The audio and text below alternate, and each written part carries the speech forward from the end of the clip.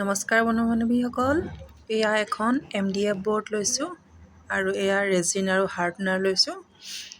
তাৰপিছত এয়া ৰেজিন আৰু হাৰ্ডনাৰ ধুনীয়াকৈ গুলি লৈ এটা কালাৰ লৈছোঁ। কালাৰ পিংক কালাৰ লৈছোঁ।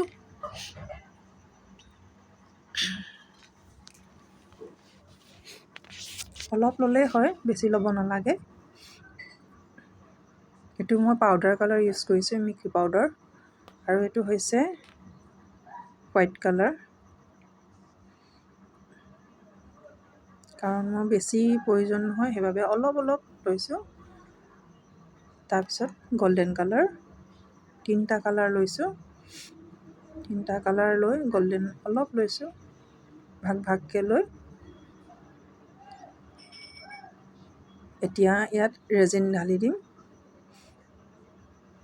ৰেজিন আৰু হাৰ্ডনাৰ দুইটা মিক্স কৰি লৈছোঁ।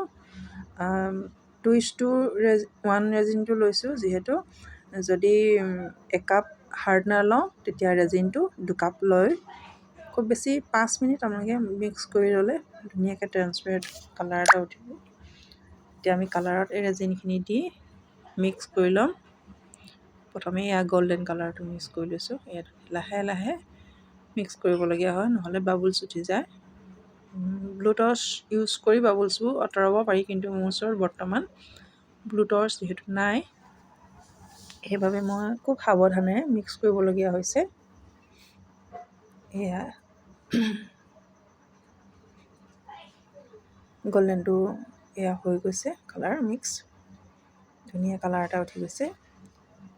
তাৰপিছত আহিলে হোৱাইট কালাৰটো, লাহে লাহে মিক্স কৰিলেই হৈ যায়। ধুনীয়া শ্বাইনিং এটা হয় কালাৰটো মিক্স কৰি দিয়াৰ লগে লগে। এইটো হোৱাইটটো ইতিমধ্যে হৈ গৈছে।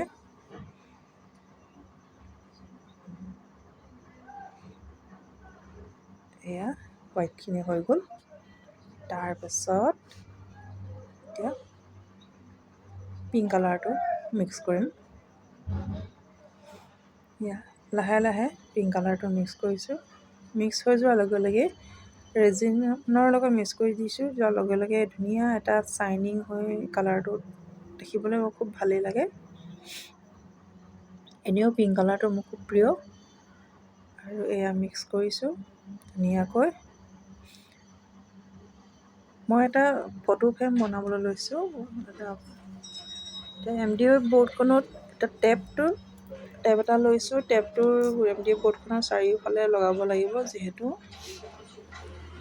টেপ লগাই নল'লে ৰেজিনবোৰ হয়তো চাইডে চাইডে বিয়পি যাব। সেইকাৰণে এনেদৰে মই ইয়াত টেপ কিনাৰত ভালদৰে ইউজ কৰিছোঁ, যাতে ৰেজিনবোৰ কিনাৰেদি বাগৰি পৰি নাযায়।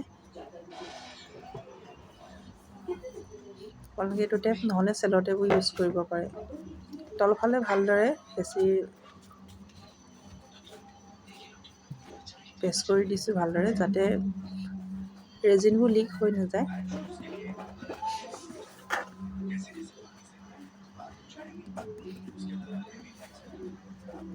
এয়া এনেদৰে কৰি ল'লোঁ।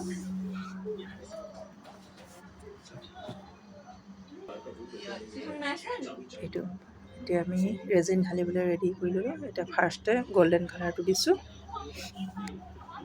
এনেদৰে লাইন কৰি প্ৰথমে গল্ডেন কালাৰটো দি ল'লোঁ। এজনীকে দিছে, হাত কপাজনীকে।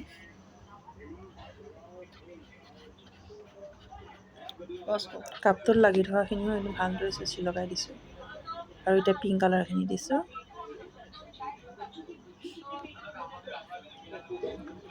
ষ্টিকডালে ভালদৰে চুচি দিছোঁ, যাতে কালাৰ অকণো কাপটোত বাকী নাথাকে।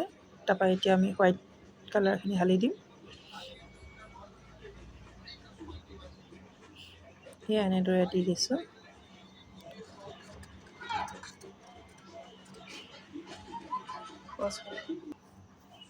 এতিয়াই আইচক্ৰীম ষ্টিকডালে গোটেই কালাৰখিনি ধুনীয়াকৈ পেলাই দিম, ইফালৰ পৰা সিফালে এনেদৰে মিলাই গৈ থাকিম। তাৰপিছত এয়া ফাইনেল লুকটো এইটো হৈ গ'ল। তাৰপিছত এতিয়া বগা মণি লৈছোঁ। বগা মণি সৈতে চাৰিও ৰাউণ্ডটোত ধুনীয়াকৈ বগামণিয়ে ডেকৰ কৰি ল'ম। এয়া তাৰপিছত ইয়াত ফটো কেইখনমান লগাই দিম। এয়া ফটোকেইখনৰ কিনাৰতো মণি দি ওপৰত ট্ৰেন্সপাৰেণ্ট ৰেজিন ঢালি দিছোঁ।